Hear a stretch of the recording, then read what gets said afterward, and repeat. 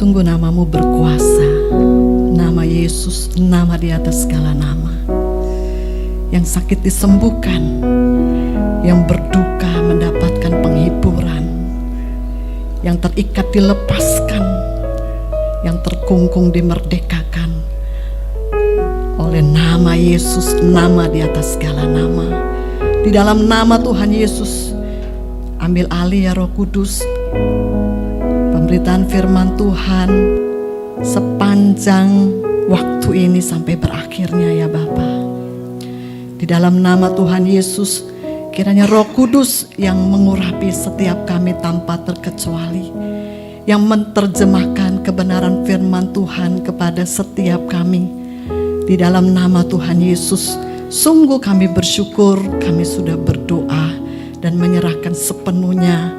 Engkau ambil alih ibadah ini ya Roh Kudus. Haleluya. Sama-sama katakan amin. Ya, puji Tuhan. Shalom Bapak Ibu. Shalom anak-anak. Iya, hari ini bukannya minggu pertama, tetapi anak-anak kumpul sama-sama kita. Ada sukacita? Saya nanya anak-anak yang jawab bapaknya sama ibunya itu loh ya. Ya, anak-anak ada sukacita? Loh, ini mana yang kecil-kecil ini? Yang bocil-bocil nih. Oh, iya di situ ya. Oke, iya.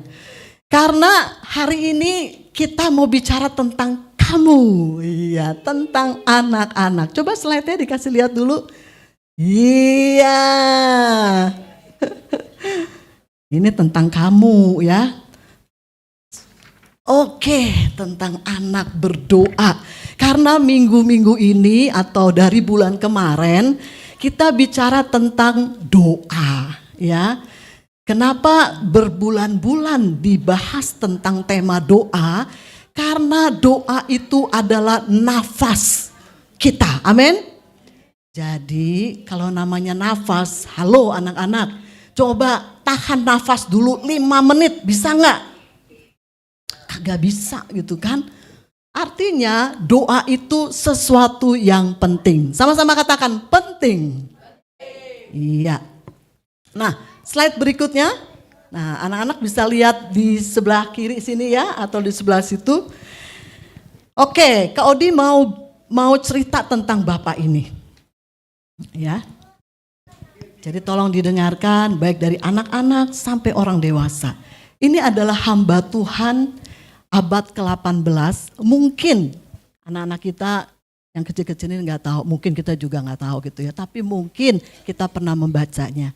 Dia adalah Dwight Lim Moody atau sering disingkat dengan D.L. Moody. Iya ya, tuh beberapa yang tahu ya ngangguk-ngangguk ya. D.L. Moody. Satu ketika pulang dari ibadah keluarga, Bapak Moody ini ditanya sama istrinya, "Wah, hari ini berapa orang yang terima Yesus?" Lalu Pak Moody bilang begini, 1,5. Istrinya langsung berpikir gini, 1,5. Oh, tahu. 1 orang dewasa, 1 lagi anak kecil gitu, makanya 1,5.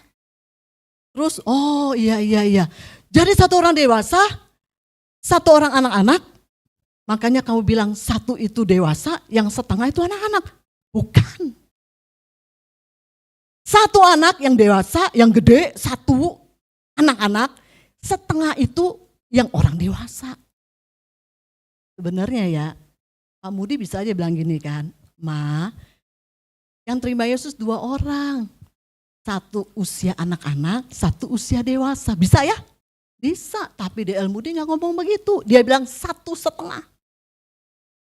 Menarik. Ini salah satu cerita yang ada di bukunya.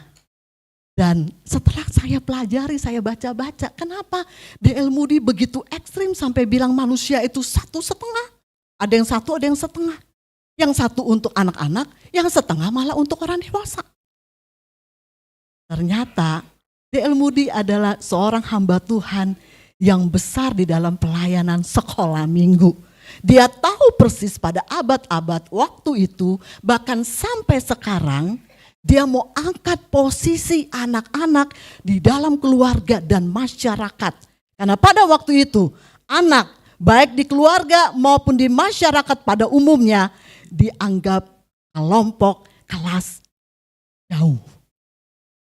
Kalau orang dewasa, wah kelas utama. Tapi anak-anak kelas jauh. PBB mengatakan di hak asasi anak, hak anak nasional, khusus untuk PBB katakan, usia anak itu 18 tahun ke bawah, itu anak-anak. Berapa banyak dari keluarga atau di tengah-tengah masyarakat, secara sadar ataupun tidak sadar, kita seringkali mengabaikan yang namanya anak-anak.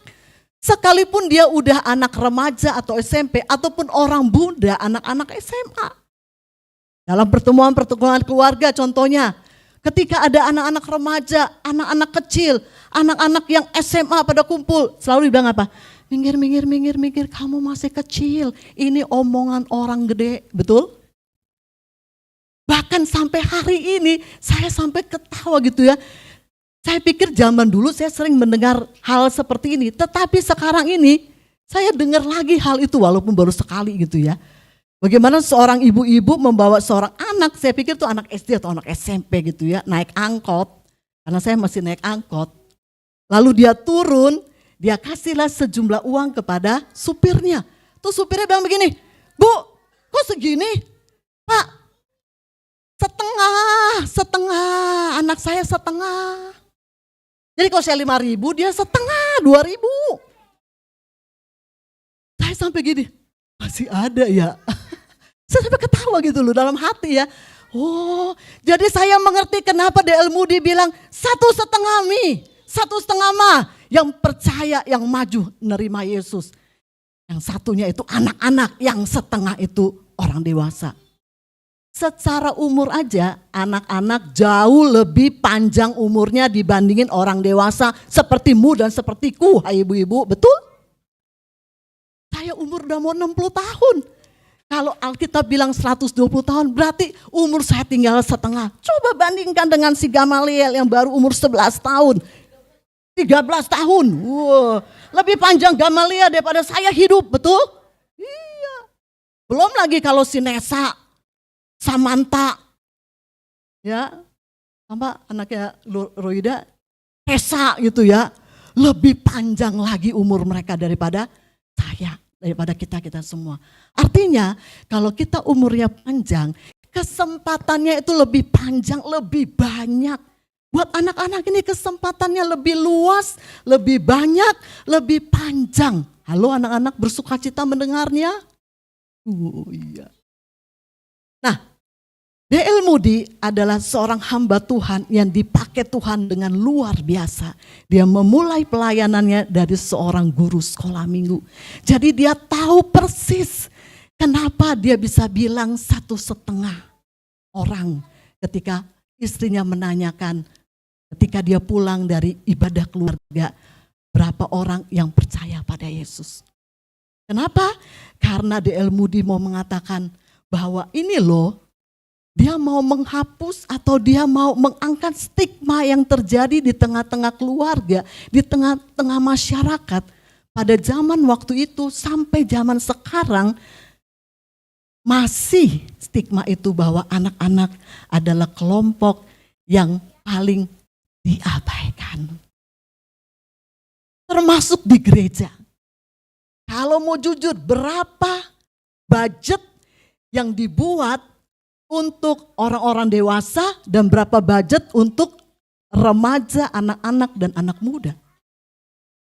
Harus kita akui, pasti jauh lebih banyak budget untuk orang-orang dewasa. Ini satu stigma, satu pandangan yang tidak sesuai dengan firman Tuhan. Inilah yang diangkat oleh Moody, D.L. Moody. Bahwa anak itu bukan golongan atau kelompok kelas jauh. Dan itu dikatakan oleh firman Tuhan. Coba kita lihat ayatnya. Ketika orang-orang datang bawa anak-anak, murid-murid Yesus marah-marah. Oh jangan deket-deket Yesus, jangan deket-deket Yesus. Tapi apa yang dilakukan Yesus? Yesus marahin tuh murid-murid. Dia katakan di dalam Lukas 18 ayat 16 katakan apa? Tetapi Yesus memanggil mereka dan berkata, biarkanlah anak-anak itu datang kepadaku dan jangan kamu menghalang-halangi mereka. Sebab orang-orang yang seperti itulah yang empunya kerajaan Tuhan. Siapa yang empunya kerajaan Tuhan? Nah, berarti anak-anak coba baca dulu ayat ini. 2, iya.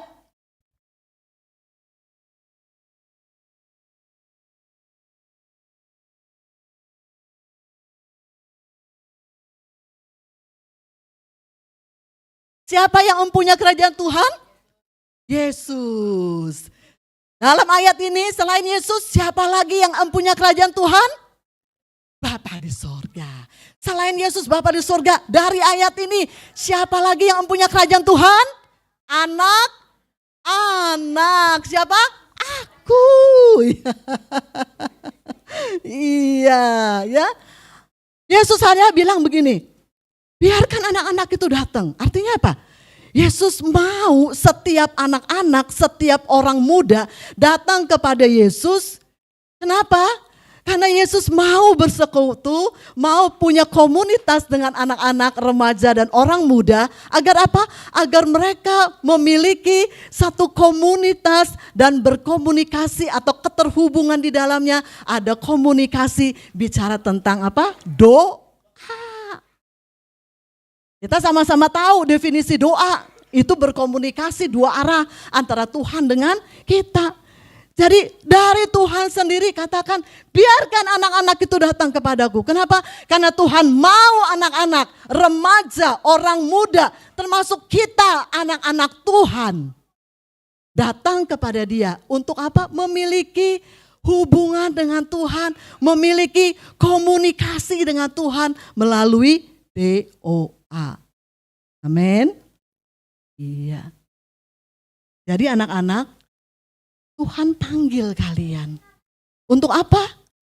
Bukan menjadikan pertemuannya jadi playground, tetapi untuk menjadi playground. Amin. Bukan hanya untuk bermain, bukan hanya untuk berlari, bukan hanya untuk melompat, tetapi untuk berdoa. Amin. Bukan berarti nggak boleh melompat, bukan berarti nggak boleh berlari, bukan berarti nggak boleh bermain. Boleh, tetapi Tuhan panggil kita selain untuk itu semua, tetapi yang terutama adalah berdoa. Nah, hari ini kita mau lihat bagaimana, kenapa Tuhan memanggil anak-anak, kenapa Tuhan peduli pada anak-anak. Kita perlu ketahui Bapak Ibu, sejak zaman dulu sampai sekarang, angka terbesar yang menjadi korban daripada serangan pekerjaan iblis itu adalah anak-anak, remaja, dan orang muda. Sejak di Mesir, pernah tahu ceritanya? Bagaimana pembantaian anak-anak orang Ibrani. Sampai masuk ke zamannya Yesus, pembantaian anak-anak di bawah usia 2 tahun. Alkitab mengatakan, Yesus datang membawa hidup berkelimpahan. Tetapi iblis datang untuk apa? Mencuri, membunuh, dan membinasakan. Kalau pembinasaan terhadap anak-anak itu terjadi, itu adalah pekerjaan iblis. Dan hari-hari ini kalau Bapak Ibu cek di Google, baca di koran, kalau masih punya langganan koran, lihat, baca di Google. Angka tertinggi korban perang adalah anak-anak. Angka tertinggi korban pelecehan seksual, aborsi. Dengan adanya banyak nilai-nilai tentang hubungan seks sebelum nikah yang udah turun, moral bobrok. Ada begitu banyak orang-orang yang hamil di luar nikah dan anak-anaknya diaborsi. Itu jumlahnya banyak. Anak-anak yang dilecehkan baik dari pihak keluarga maupun di tengah-tengah masyarakat. Anak-anak yang diperjualbelikan, tidak hanya hidupnya, dirinya, organ-organ tubuhnya. Anak-anak yang menjadi buruh, anak yang terpaksa bekerja di usia yang belum harusnya bekerja karena kemiskinan, karena kebodohan. Dihitung, baca itu di Google, angkanya mengejutkan Bapak Ibu. Pekerjaan siapa? Iblis. Itu sebabnya Tuhan tahu. Tuhan tahu, makanya dia panggil, biarkan anak-anak itu datang kepadaku. Biarkan orang-orang muda itu datang kepadaku. Kenapa? Karena ada dua alasan. Alasan yang pertama, iblis berusaha terus menghancurkan generasi anak, remaja, dan orang muda. Sampai hari ini Bapak Ibu. Bahkan sampai dia datang yang kedua kalinya, Yesus datang yang kedua kalinya. Dia akan terus menghancurkan. Kenapa? Karena dia tahu apa yang dikatakan D.L. Moody. Anak-anak punya potensi, anak-anak punya waktu yang panjang untuk boleh menggenapi apa yang menjadi rencana Tuhan. Itu sebabnya Tuhan panggil, biarkan anak-anak itu datang kepadaku. Biarkan anak-anak itu datang kepadaku, jangan halang-halangi mereka datang kepadaku. Karena apa? Karena iblis gak tahu rencana Tuhan. Tuhan punya rencana yang ajaib buat anak remaja dan orang-orang muda. Itu sebabnya dia bilang, biarkan anak-anak itu datang kepadaku. Halo?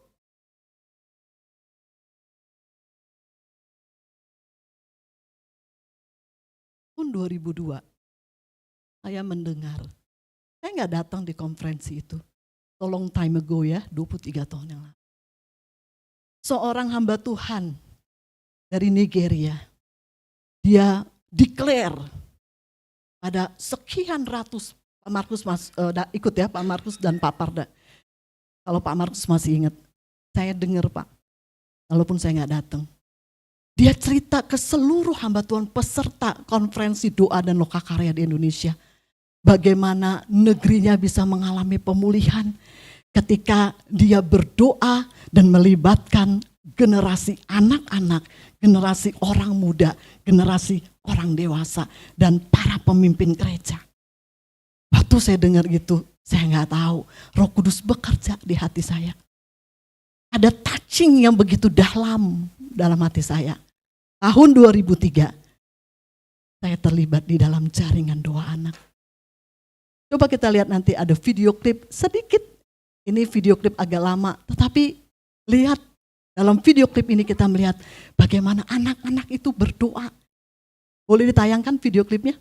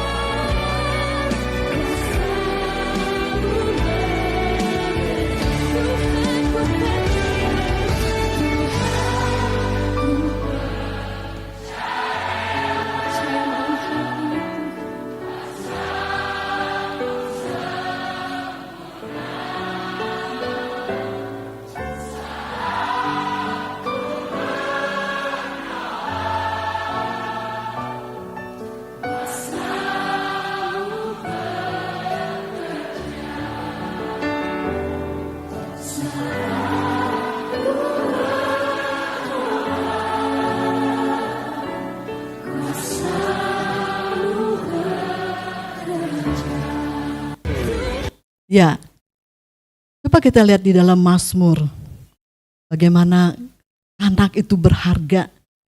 Itu sebabnya Yesus panggil mereka, biarkan anak-anak itu datang kepadaku. Yuk kita baca sama-sama Mazmur 8 ayat 3. 2, ya.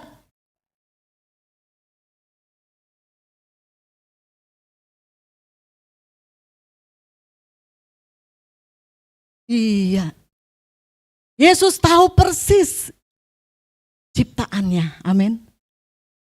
Dia katakan di dalam Mazmur bahwa sejak masih bayi, bahkan bayi yang menyusu, Tuhan meletakkan dasar kekuatan di mulut mereka untuk apa? Untuk membungkamkan musuh dan pendendam. Artinya lewat mulut anak-anak, lewat doa anak-anak, remaja, anak muda, lewat doa setiap kita, Tuhan menaruh satu kekuatan. Itu sebabnya di dalam Joel, next slide, nubuatan Nabi Yoel mengatakan akan tiba pada hari-hari terakhir. Rohku akan dicurahkan. Dan roh itu dicurahkan tidak hanya untuk para pemimpin gereja, bukan hanya untuk rasul-rasul, bukan hanya untuk orang-orang dewasa, wanita-wanita muda, wanita-wanita dewasa, keluarga-keluarga, tetapi juga untuk anak-anakmu perempuan dan anak-anakmu laki-laki. Dan kalau kita lihat di dalam bahasa versi lain, itu bicara children. Bukan anak Tuhan, kita semua anak Tuhan. Tetapi di situ dikatakan children. Children yang laki-laki, yang perempuan akan menerima lawatan Roh Kudus. Dan ketika mereka penuh dengan Roh Kudus, mereka berdoa, iblis gemetar. Amin. Kenapa? Karena di dalam mulut anak-anak yang sudah terima Yesus, yang datang kepada Yesus, dipakai Tuhan untuk apa? Untuk membungkam musuh. Saudara, itu berharganya anak. Yang opung-opung langsung, nyesel ya, baru tahu firman Tuhan yang hari ini. Anaknya gak diajarin berdoa. Gitu. Semoga yang masih muda-muda, yang belum menikah atau yang baru punya anak kecil, ya mulai praktekan. Amin.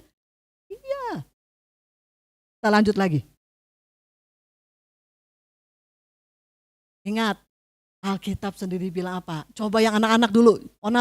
Onat sama Iel yang keras dulu suaranya nih, yang berempat ini. Keras dulu, iya berempat sama Iel. Ngapain? Yonil, 2, 3 iya.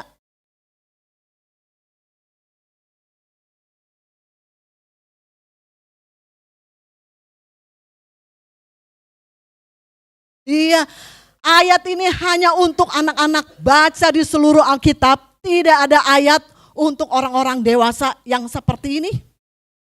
Hanya untuk kamu loh, anak-anak. Katanya apa? Jangan menganggap rendah anak-anak karena ada malaikat mereka di sorga yang selalu memandang wajah Bapa di sorga. Jadi bayangkan anak-anak ketika anak-anak bilang, Tuhan dalam nama Yesus aku sembuh. Langsung malaikat ambil, bawa ke Bapa. Kenapa? Karena punya akses langsung. Ya, ini ayatnya. Ada malaikat kamu di sorga yang selalu memandang wajah Bapaknya di sorga, wajah Bapakku di sorga. Jadi setiap anak-anak punya malaikat di sorga. Wah, jadi bisa bayangkan kalau mereka berdoa, dahsyat. Amin. Jangan bandingkan dengan doanya kita. Kalau kita orang-orang dewasa udah ngerti. Cerdik seperti ular, tulus seperti merpati, betul?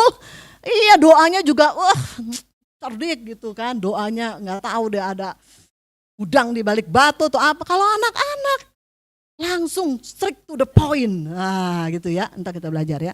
Lanjut. Itu sebabnya next slide. Bapak nggak mau seorang anak pun hilang.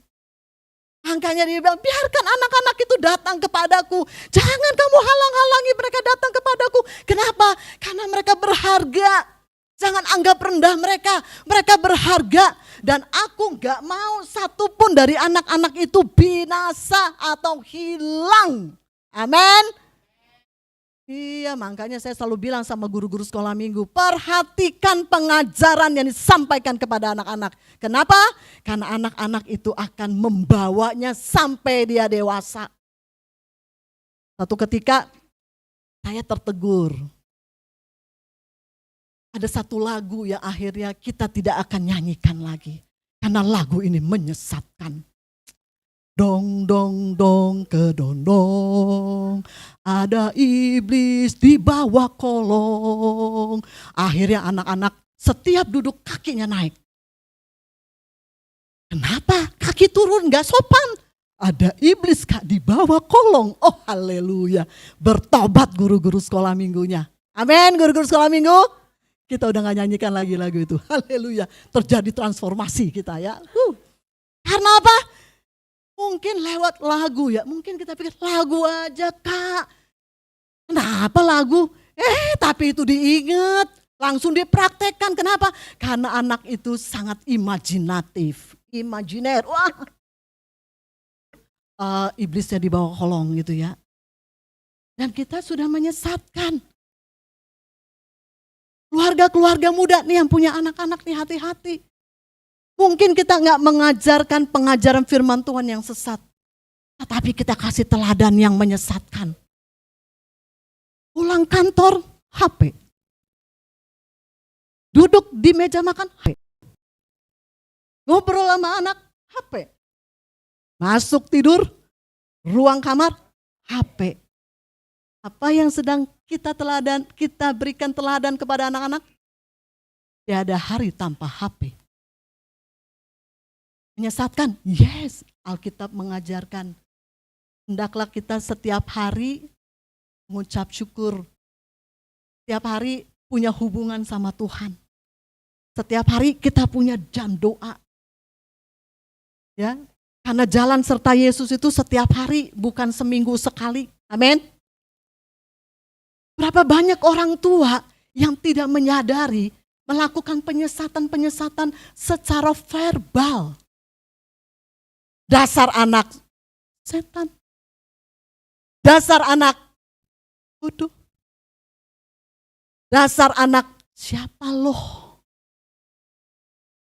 Mungkin kita enggak sadar secara emosional kita mengeluarkan kata-kata itu dan diambil oleh iblis karena apa? Segala sesuatu yang baik datangnya dari Tuhan. Amin. Termasuk perkataan yang baik datangnya dari Tuhan. Perkataan yang buruk dari siapa? Iblis. Iblis tangkap perkataan itu. Taruh di pikiran anak-anak. Anak-anak langsung bilang, waktu mereka di sekolah, Gamaliel, kenapa kamu gak bisa? Dalam pikirannya keluar kata-kata mamanya atau papanya bodoh. Karena aku anak bodoh, kata mamaku, Miss. Contoh. Kenapa? Karena anak sudah dengar, anak dengar, anak dengar, anak dengar, anak dengar. Lama-kelamaan kita sedang mematikan identitas anak itu. Padahal di sekolah minggu, aku anak raja, engkau anak raja, kita semua anak raja. Pulang sekolah minggu, anak raja. Senin sampai Jumat, sampai Sabtu, anak bodoh. Anak setan. Anak gak tahu diri. Anak siapa loh? Makanya guru sekolah minggunya, aduh, kok gak ngerti-ngerti ya. Selidik punya selidik, ternyata Senin sampai Sabtu dibodoh-bodohin, disetan-setanin. Bapak gak mau seorang pun dari anak-anak, remaja dan orang muda terhilang. Itu sebabnya, next slide. Kita baca sama-sama untuk kita semua. 2 ya. Tetapi barang siapa menyesatkan salah satu dari anak-anak kecil ini yang percaya kepadaku, lebih baik baginya jika sebuah batu kilangan diikatkan pada lehernya, lalu ia ditenggelamkan ke dalam laut. Pada masa itu, pada ayat ini ditulis, di Timur Tengah sana, batu kilangan itu hal yang lumrah. Yang biasa mereka lihat. Mungkin kalau kita di Indonesia tuh batu ulekan kali ya. Makanya kalau dibilang batu kilangan, kita bingung batu kilangan ini mana gitu loh ya. Pada masa itu dan masa sekarang di daerah atau negara-negara di Timur Tengah, batu kilangan itu sesuatu yang lumrah. Kenapa? Batu itu dipakai untuk menggiling. Menggiling buah zaitun, menggiling biji-bijian untuk menghasilkan minyak dan lain sebagainya. Saya baca ini batu kilangan yang gimana? Karena batu kilangan itu ada ukurannya kecil, sedang sama besar. Saya cari di Google batu kilangan untuk ayat ini, batu kilangan yang mana? Coba kasih lihat dulu Jessica. Nah, batu kilangan yang ditarik oleh tenaga binatang. Artinya batu kilangannya besar apa kecil? Besar banget. Tadi ada yang menyesatkan anak-anak yang datang kepadaku, yang udah percaya kepada Yesus, katanya, dililitkan aja lehernya dengan nih batu kilangan yang gede begini, buset, serem banget gitu ya, sadis bener. Artinya apa? Bukan lihat sadisnya Bapak Ibu, adik-adik sekalian, anak-anak sekalian.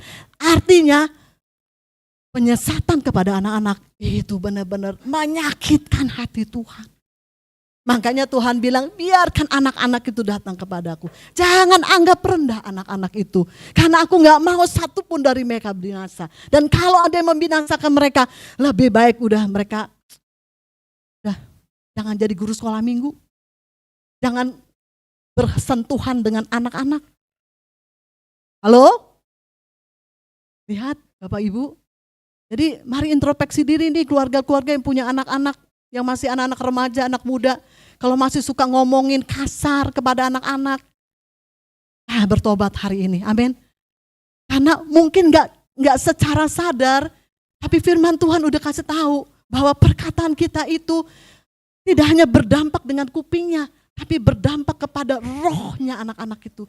Sebab anak-anak ini rohnya bukan setengah ya Bapak Ibu. Anak-anak itu rohnya udah utuh. Gak ada roh setengah. Seperempat apalagi gitu ya, masih bayi rohnya seperempat, utuh rohnya. Jadi kalau kita sedang menyerang dia, kita sedang menyerang rohnya. Dan itu akan mematikan identitas Tuhan dalam diri anak-anak kita. Ini kata firman Tuhan, bukan kata saya. Dan kalau kita sedang melakukan itu dan gak mau bertobat, siap-siap. Ya, siap-siap mati rohani. Oh, ya. Mungkin gak langsung kita pakai kilangan, susah nyari kilangan mesti ke Timur Tengah gitu loh ya. Tapi mati rohani, ini bukan bicara tentang penghukuman fisik gitu ya. Tapi Tuhan kasih perumpamaan ini, dia mau kasih tahu betapa berharganya anak remaja dan orang-orang muda bagi Tuhan. Kenapa? Karena Tuhan punya rencana. Tuhan mau pakai mereka karena ada kekuatan di mulut mereka untuk membungkam musuh, untuk membungkam iblis, untuk membungkam setiap pekerjaan-pekerjaan iblis. Iblis tahu. Iblis nggak tahu rencananya Tuhan. Itu sebabnya Tuhan bilang, biarkan anak-anak itu datang kepadaku. Amin. Coba next slide. Mari kita katakan sama-sama. Yuk, 2, ya. Apa yang berharga bagi Tuhan, itu berharga bagi kita. Amin. Ya, next slide. Beberapa poin yang akan saya bagikan bagaimana anak berdoa. Tahun 2004, ini kisah yang sangat membekas di hati saya sampai hari ini. Saya pelayanan ke Sumba. Iya, tahu Sumba di mana? Iya, betul. Ya, itu nun jauh. Pada tahun 2004 itu kayaknya jauh banget gitu ya. Saya lihat di peta kecil banget nih pulau gitu ya. Dan saya pelayanan di situ.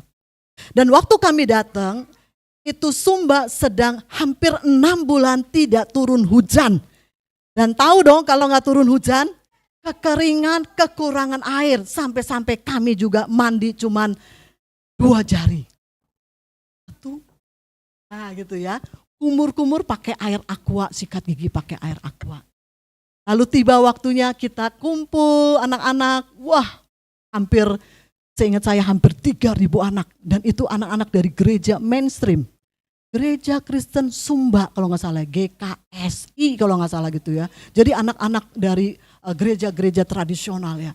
Kita berdoa dan saat itu kita bagikan. Bagaimana mereka punya kuasa, kita bagikan ya, teman-teman bagikan. Lalu saya pimpin konser doa dan saya bilang, apa yang menjadi kebutuhan kita? Gitu kan. Suara harus keras karena 3.000 anak kan. Oh, mereka bilang gini, hujan kan? Dia bilang gitu, hujan. Percaya Tuhan bisa turunkan hujan, percaya. Berdoa. Berdoa waktu itu, minta hujan. Tapi minta hujannya pakai ini dong anak-anak. Hujan nanti kok kami udah sampai di rumah ya, karena mereka ternyata dari desa-desa naik truk. Nanti sampai rumah Tuhan, hujan. Wah anak-anak ya sampai dalam hati geli juga. Tapi saya amin, amin, amin gitu ya. Apa yang terjadi? Mereka pulang naik truk karena ke desa-desa. 3.000 anak. Kita terakhir kan? Kami terakhir, panitia. Malam jam 12. Dapat informasi. Dan saya alami, hujan besar turun. Wow, tepuk tangan saudara. Saya gak pernah lupa cerita itu saudara. Saya gak pernah lupa cerita itu. Dan itu satu pengalaman rohani buat anak-anak. Ketika besok ketemu, kita ajarkan bagaimana menjadi pendoa, menjadi anak-anak yang berdoa di gereja. Itu diomongin, semua ngomongin tentang hujan. Dan sejak saat itu hujan turun, terus sampai kami pulang ke Jakarta. Saudara, iman, anak-anak tuh punya iman yang sederhana. Ketika disampaikan, dia tangkap, yes. Poin yang kedua, next slide. Dia punya hati yang berbelas kasihan. Bapak Ibu, jangan sungkan-sungkan untuk cerita kepada anak-anakmu. Entah tentang kondisi gereja, kota, tentang kondisi kehidupan keluarga. Jangan berpikir, kasihan anak-anak kalau dikasih tahu kondisi kita, bebannya terlalu berat. Itu kata kamu, bukan kata firman Tuhan. Bukan kata firman Tuhan. Itu kata kita orang dewasa. Kita cerita, yuk kita berdoa. Mereka punya hati yang belas kasihan. Yang ketiga, next slide. Mereka punya kesederhanaan yang terus terang. Saudara, saya sama teman-teman masih melayani sekolah minggu khusus nih anak-anak Onat, Gamaliel, Inyo, Lionel, Matthew, berlima ya. 5 sekawan, Enid Bliton ya, 5 sekawan, 5 bersaudara, betul, amin Gamaliel, amin Onat, semangat Onat ya, iya. Mereka kalau berdoa, ayo, kan memang kita diajarin kan doa awal, doa kolekte, doa tutup. Gak nyampe 1 menit, 2 detik, amin. Hebat. Apa saya marahin? Kenapa cuma 2 detik? Ulang, yang lama. Enggak. Kenapa? Karena mereka tuh doain apa Kak? Kolekte, langsung. Terima kasih untuk kolekte, berkati mama papa Tuhan. Amin. Beda sama kita. Kalau kita, Tuhan, pencipta langit dan bumi, beserta seisinya, termasuk uang. Wah, kita bisa 1 menit. Karena kita cerdik dan tulus tadi. Anak-anak, gak perlu kecerdikan. Yang penting hatinya tulus, to the point, amin. Yang terakhir, doa-doanya singkat ya tadi gitu ya, doanya singkat, jadi gak perlu marah. Kalau kita kumpul keluarga, anak doanya sederhana, singkat lagi, kita gak perlu marah. Kenapa? Ada malaikat mereka di sorga yang senantiasa memandang kepada wajah Bapa. Dia pasti diangkat itu. Wah, hati nih keluarganya, orang tuanya ini doanya nih Tuhan.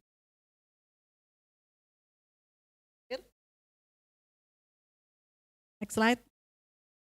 Mendengar Tuhan berbicara. Samuel, ya. Anak-anak ini coba suruh hening. Dengar apa? Kita harus percaya aja. Dia dengar sih. Ada dengar suara burung Kak. Iya, terus kalau dengar suara burung, itulah ciptaan Tuhan. Oh, puji Tuhan gitu kan. Gak perlu kita ketawain. Berarti dia diingatkan bahwa dia pun ciptaan Tuhan seperti burung diciptakan. Amin. Ya, mereka bisa mendengar. Kita harus menghargai mereka. Ya, amin. Statement closing. Next slide. Sama-sama yuk 2. Ya, kita harus mengubah pikiran kita tentang anak-anak. Kita harus mengenal pikiran Tuhan tentang anak-anak. Dan mempelajari kemampuan rohani dan keingintahuan yang besar saat mereka berdoa. Amin. Puji Tuhan. Tepuk tangan buat anak-anak yang duduk tenang, semangat. Karena ini untuk kamu ya. Seneng gak kamu tahu bahwa Tuhan taruh kekuatan di mulut kamu? Seneng ya? Jadi pandailah memuji ya. Pandailah memuji, pandailah berdoa. Amin. Amin. Memberkati. Baik. Hari ini bukan direncanakan, tetapi kalau Tuhan bukakan tentang bagaimana anak remaja dan orang-orang muda selalu ada di hatinya Tuhan. Karena mereka adalah kelompok yang Tuhan akan pakai dengan begitu dahsyatnya karena Tuhan taruh kuasa di dalam mulut, di dalam kehidupan seorang anak remaja dan orang-orang muda ini. Jangan kita biarkan iblis memporak-porandakan apa yang Tuhan rencanakan dalam hidup mereka. Mari pada siang hari ini kita mau bersepakat berdoa. Saya mengundang anak-anak muda, anak-anak remaja, 18 tahun ke bawah boleh berdiri di tempatnya, anak-anak kecil.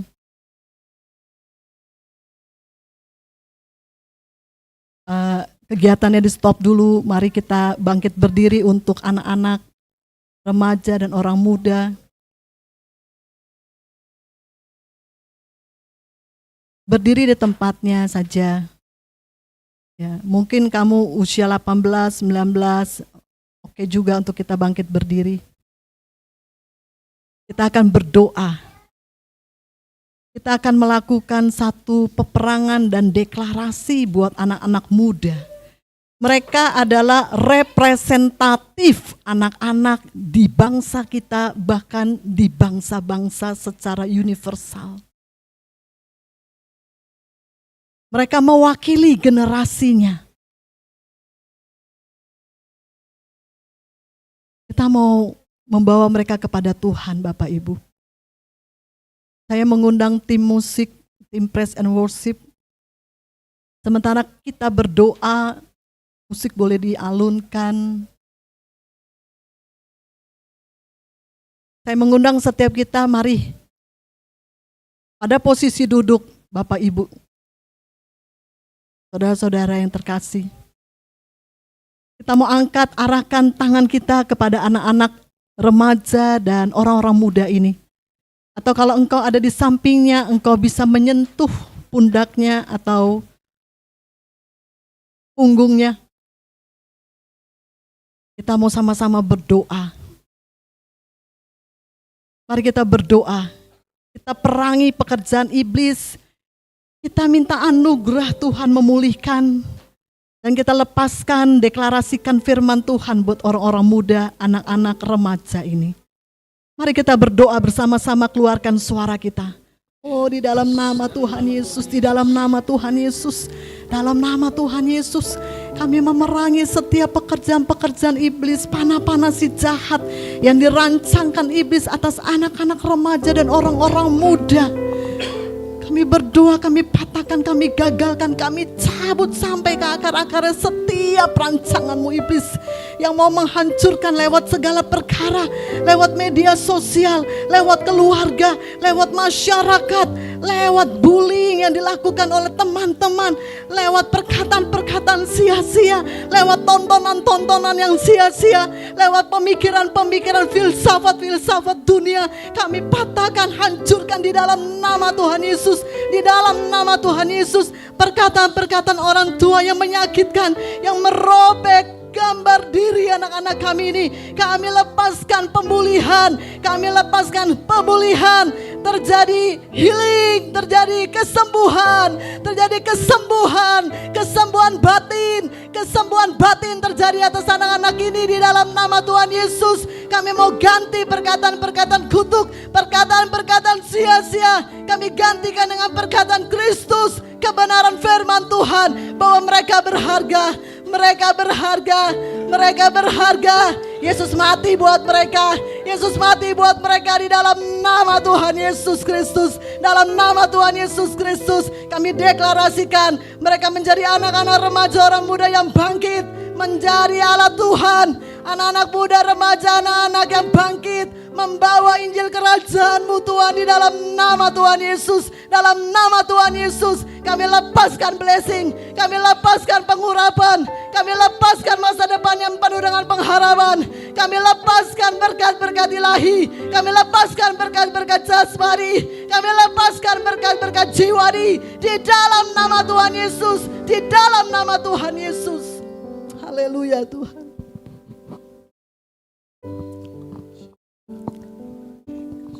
Pada hari Tuhan akan terjadi hati bapak-bapak kembali kepada anak, hati anak kembali kepada bapak.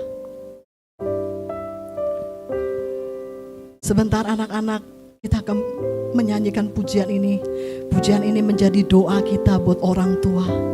Kalau kita udah diberkati oleh orang tua kita, sekalipun mungkin kita punya orang tua tidak sempurna, karena tidak ada orang tua yang sempurna. Yang ada adalah orang tua yang berproses menuju kesempurnaan. Tapi kita mau berdoa buat orang tua kita. Bagi bapak ibu yang orang tuanya udah gak ada, doakanlah keluarga-keluarga muda.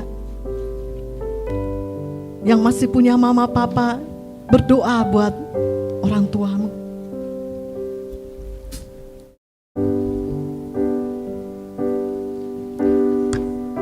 Haleluya Tuhan.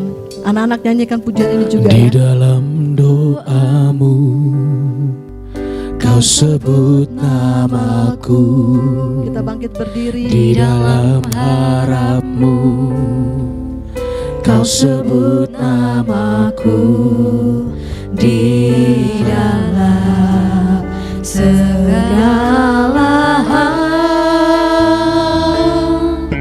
Namaku di hatimu, tak dapat ku balas cintamu ayahku. Takkan ku lupakan nasihatmu ibu. Hormati orang tuamu, agar lanjut umurmu di bumi.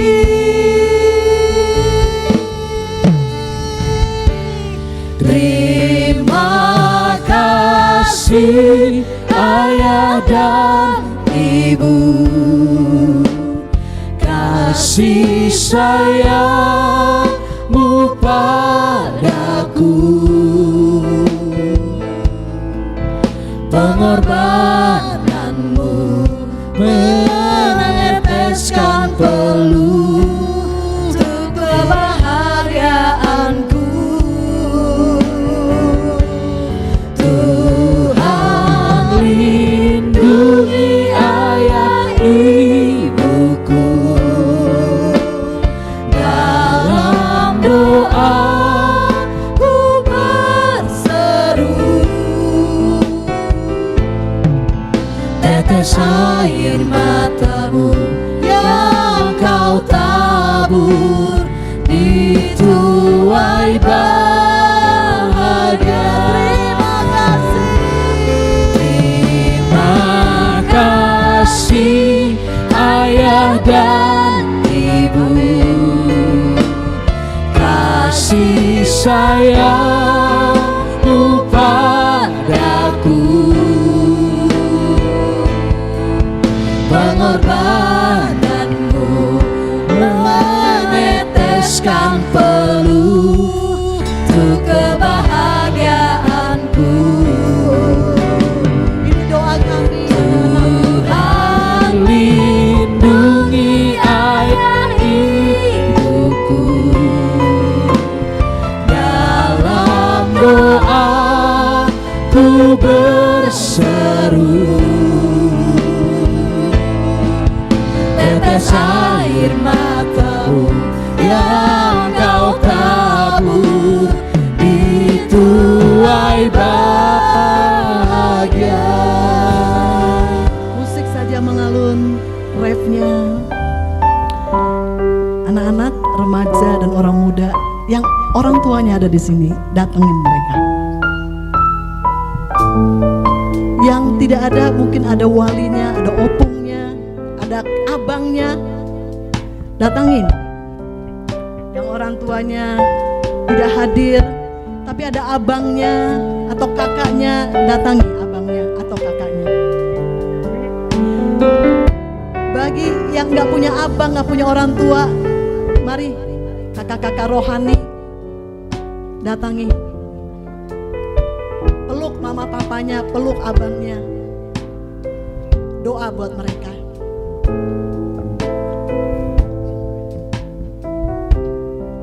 Say thank you. Katakan terima kasih.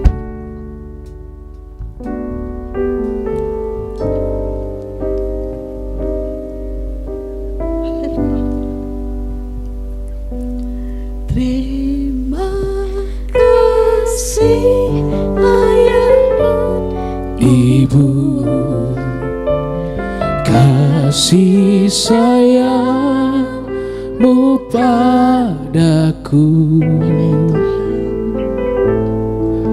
pengorbanan-Mu meneteskan peluh untuk kebahagiaanku.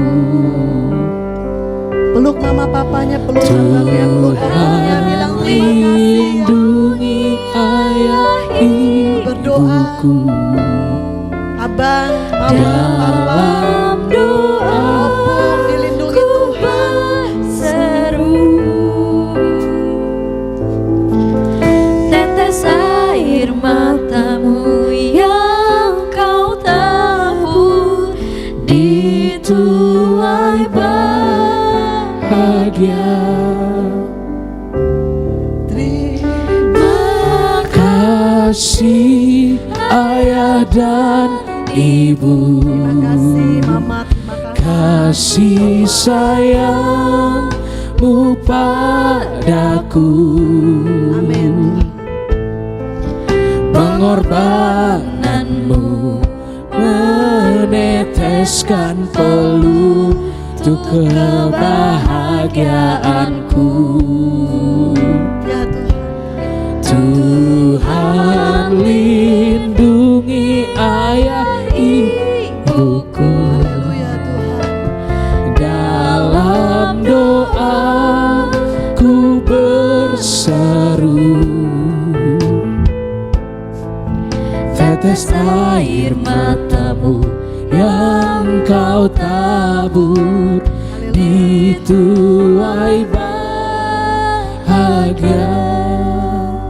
Amin Tuhan. Ketika keluarga dipulihkan, iblis gemetar.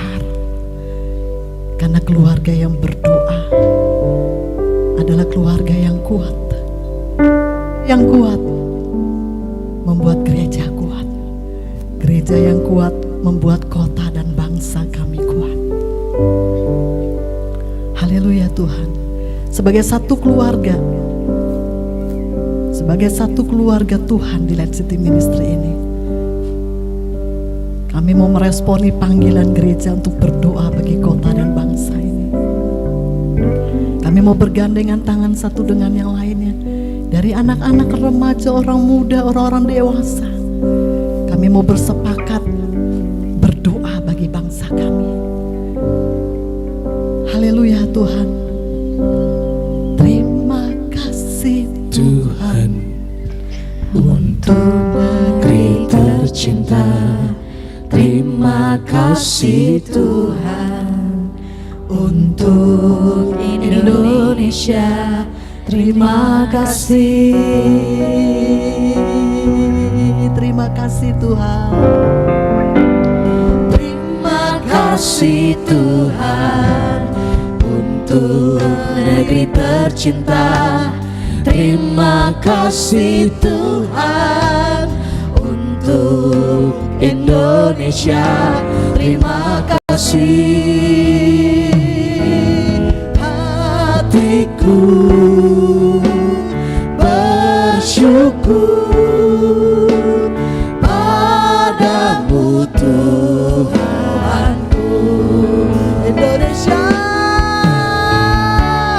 Indonesia membutuhkanmu Yesus. Indonesia nantikan curahan Roh-Mu. Indonesia rindu kemuliaan-Mu. Inilah doaku. Inilah doaku. Inilah doaku. Yes, kami berdoa selamatkan Indonesia. Selamatkan Indonesia. Selamatkan Indonesia. Itulah kerinduanku. Selamatkan Indonesia Tuhan. Selamatkan Indonesia. Kami berseru. Selamatkan Indonesia. Selamatkan Indonesia, itulah kerinduanku. Saya mengundang Bang Dwi Korang untuk maju ke depan berdoa. Indonesia membutuhkanmu Yesus. Indonesia nantikan curahan roh-Mu. Indonesia rindu kemuliaan-Mu. Inilah doaku.